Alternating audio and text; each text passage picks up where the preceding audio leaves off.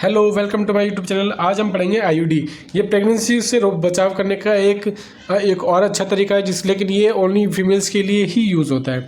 ठीक है, तो इस वीडियो को लास्ट तक ज़रूर देखिएगा और इससे रिलेटेड टॉपिक को अच्छे से समझने के लिए इससे पहले वाली जो वीडियो अपलोड की है उसको जाके ज़रूर एक बार देखिएगा।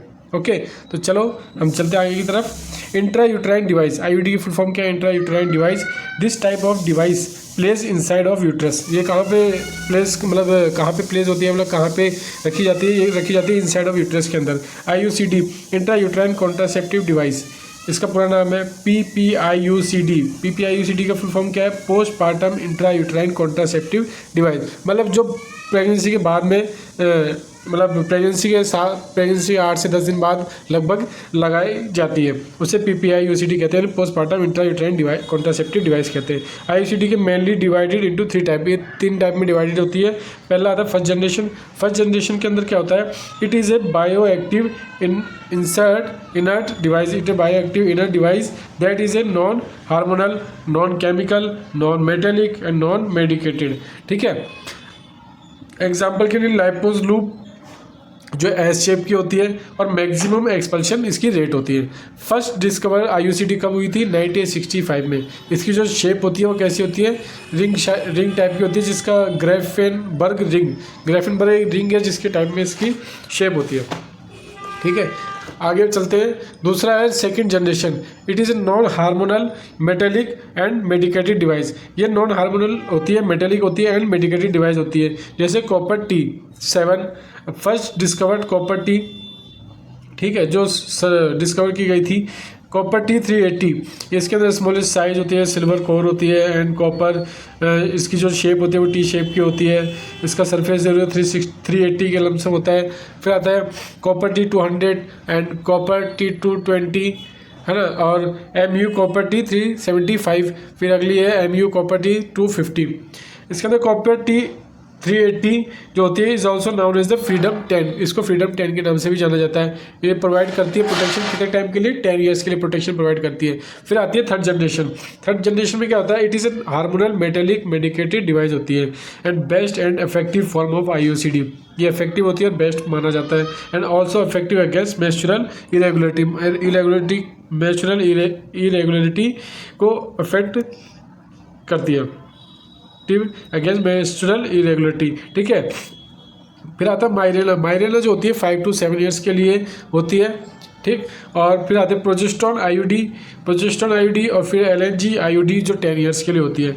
इसके अंदर एक नोट है जैसे LARC, long acting reversible contraceptive method होता है। ठीक है, अगला टॉपिक, अगली चीज़ है best suitable women for IUCD.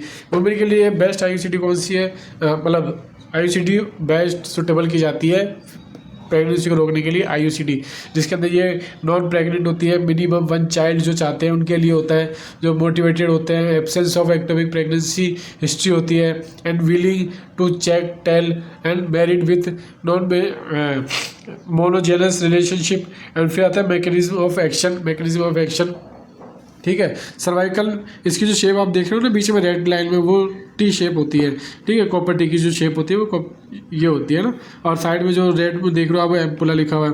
ठीक है, ये इसके बाद ये कॉपर टी इंसर्ट की जाती है यूट्रस में, फिर वो प्रेगनेंसी स्पर्म को और ओवम को मिलने से रोकती है। तो सर्वाइकल म्यूकस थिकनेस होती है एंड फिर कॉपर स्पर्मिसाइडल एक्शन करती है and it is block uterine body को ब्लॉक कर देती है। प्रिवेंट फर्टिलाइजेशन, मतलब फर्टिलाइजेशन को होने से रोकती है। Prevent the implantation of fertilization ovum. फिर इसके साइड इफेक्ट क्या होता है? पहला साइड इफेक्ट होता है ब्लीडिंग, जो सबसे मोस्ट कॉमन होता है। ठीक है, सेकंड में आता है पेन। सेकंड मोस्ट कॉमन में पेन आता है। फिर एक्टोपिक प्रेगनेंसी है, यूट्राइन परफोरेशन है, स्पॉन्टेनियस एक्सपल्शन है and PID pelvic inflammatory disease. फिर कॉजेज ऑफ रिमूवल में क्या आता है कि कॉजेज ऑफ रिमूवल क्या क्या हो सकते हैं?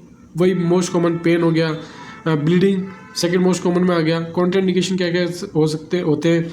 Absolute and relative. एब्सोल्यूट क्या क्या हो सकते हैं? प्रेगनेंसी हो सकती है ना, इससे, और जेनेटल कैंसर भी हो सकता है इससे, वेजाइनल, है ना, और यूट्राइन एंडोमेट्रियल कैंसर एटसेट्रा, है ना। हिस्ट्री ऑफ एक्टोपिक प्रेगनेंसी हो सकती है। प्रेजेंट PID यहाँ पे पेल्विक इन्फ्लेमेटरी डिजीज हो सकती है। अननोन साइट ब्लीडिंग हो सकती है। और इसकी जो रिलेटिव जो है एनीमिया होने के चांसेस ज़्यादा हो सकते हैं, अनमोटिवेटेड हो सकता है patient, and history of PID हो सकती है, मेनोरेजिया हो सकता है, एक्सेसिव मासिक धर्म, एक्सेसिव ब्लीडिंग। ठीक है, फिर आता है best suitable time for IUCD insertion. IUCD जो लगवाने का जो बेस्ट सुटेबल टाइम है वो बताया गया। नॉर्मल फीमेल के अंदर जो होता है first 10 days of menstrual cycle से फर्स्ट 10 डेज में किया जाता है, विद इन 7 to 10 डेज के अंदर।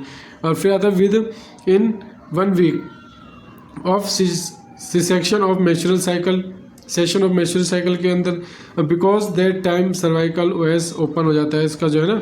फिर normal delivery within 72 hours, normal delivery के 72 आवर्स यानी 3 डेज के अंदर लगाया जाता है before discharge and from hospital discharge होने से पहले इसको लगवाया जा सकता है, नॉर्मल डिलीवरी के 72 घंटे बाद। सीजरियन सेक्शन में क्या होता है, विद इन 7 डेज के अंदर लगवा सकते हैं, विद इन 7 डेज के अंदर लगवा सकते हैं। ठीक है, if not done then after 6 to 8 week, मतलब आफ्टर 6 to 8 वीक के बाद नहीं लगवाते हैं। ठीक है, ये अपना टॉपिक यही खत्म होता है। अगला टॉपिक हम पढ़ेंगे एमरजेंसी मेथड। ठीक है, जो नॉन प्रेगनेंसी को रोकने के लिए किया जाता है, इमरजेंसी मेथड के बारे में पढ़ाएंगे, आप बताएंगे आपको। ठीक है, नोट्स अच्छे से देखिएगा, इस बार आपको अच्छे समझ में भी आएंगे और उनको राइट डाउन भी कर लीजिएगा, उनकी एक्सप्लेनेशन और अच्छी दी जाएगी फिर से। ठीक, okay, thank you. Like share ज़रूर कीजिएगा।